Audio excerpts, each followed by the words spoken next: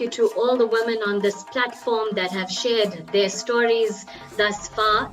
I had so much prepared, but I actually believe that it's time to talk from the heart, purely because of the stories that I have been motivated and inspired by since you began and since I began tuning into this platform. Marilee's, there were so many women that were speaking about the journeys and being tired of confined to titles and boxes. I think the first thing that I want to say to them is, wow, well done to them. We don't live in a world where we actually harness our sight and our vision as being born visionaries, as being born chosen to be part of a solution. Of course, you've profiled my career in law, but along my journey, I've got to do some fascinating things. And if someone like me, with all of my qualifications, can speak to those wonderful other things that you can do, then I want every youth listening in to understand that you don't have to be confined by any profession. These days, the world is inspired by generalists, as we are called, people that can use every ounce of their talents and celebrate themselves in every way.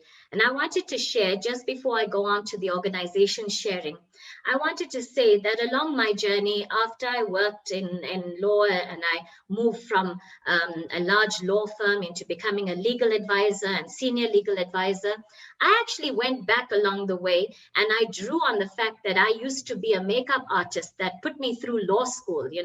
I worked behind a makeup counter, and that was actually through the help of my father that actually got me through law school. So when I had children and wanted to be around them, I started packing up my bags and specializing in Indian hairdos, as a floral artist, because Indian brides, and from the culture that I come from, which is Tamil speaking, most people had to have their flowers in their hair. So I used makeup artistry and dressed Indian brides purely by learning the art of bridal dressing. And I earned more in that profession than I did as a lawyer at the time. So here I was exercising that talent. Along the way, I also am a singer, so I created a CD to just teach children how to sing in their vernacular. And for us, it was through a religious platform, which I share constantly. I want you to know that everywhere that I have been, because I am one that is led by passions, I feel that it turned to gold because it was done from a place of pouring my soul into it. And so when I poured my soul into bridal dressing, I got to feature on expos in Santon, and I did I did bridal shows in Santon Convention Center, and I had men judging me. I had women judge me, saying, why is it that you're leaving your legal qualification to do this?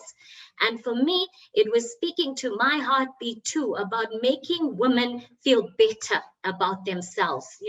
When I was dressing up a bride, I got to exercise that. And of course, in our Indian community, I was also there to advise women that weren't talking to their mothers about contraception. Besides that, I was also the lady on the block with dressing Indian brides and being able to give advice on an anti-nuptial contract, so don't consider yourselves confined to one particular box. Celebrate everything that you are. And today, in the celebratory spirit of all that I am, I'm bringing home to you how I found my way, and I knitted myself together through meeting wonderful women in community service. And of course, being the founder of an organization called Lightworkers, I must express that through this journey of Lightworkers, we set up 7 years ago. We began work as professional women, wearing our professional caps, and we went into a community, and I had been working with that community for a year before through just feeding them. And I realized that with our professional caps, we set up laptops and did needs analysis for the community.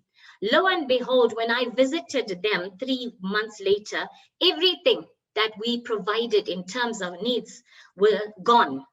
And I wondered, where was all the furniture, the clothes, the food, the comfort that we provided in terms of seeking surgery, hospital interventions, fighting for the children not to pay school fees because, of course, we were lawyers seeking to assist others against injustice.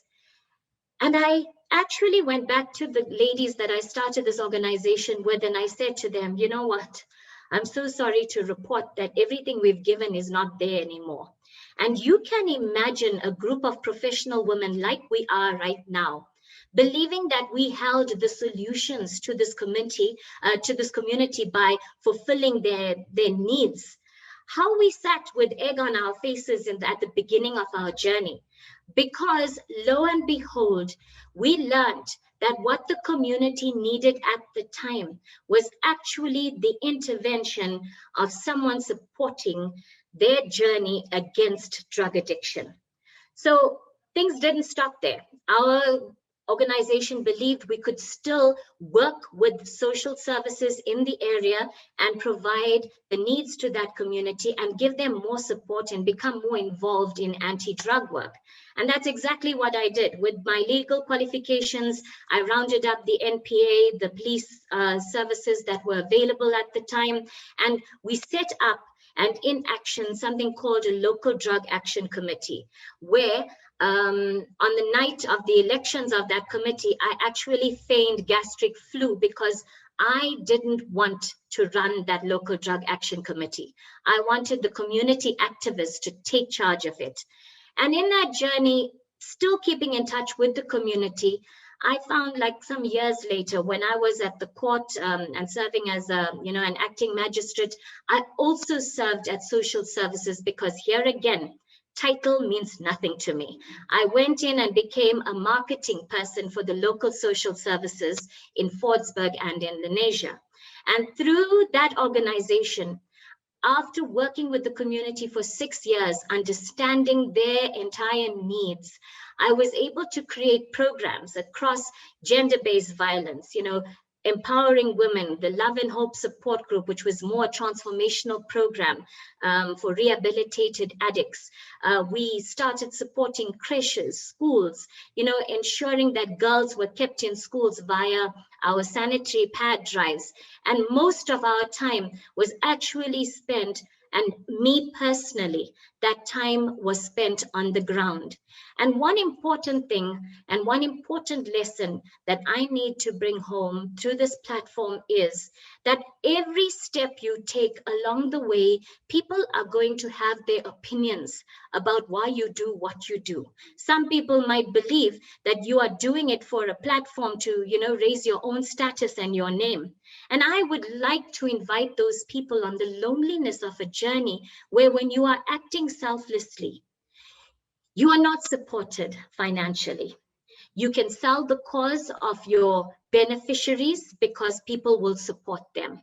But it takes such a strength of spirit, and I believe, and I've addressed this platform, and I said to this platform the last time, that it was the selflessness quality of women all over the world that I believe that are the transformational healers we need in this world.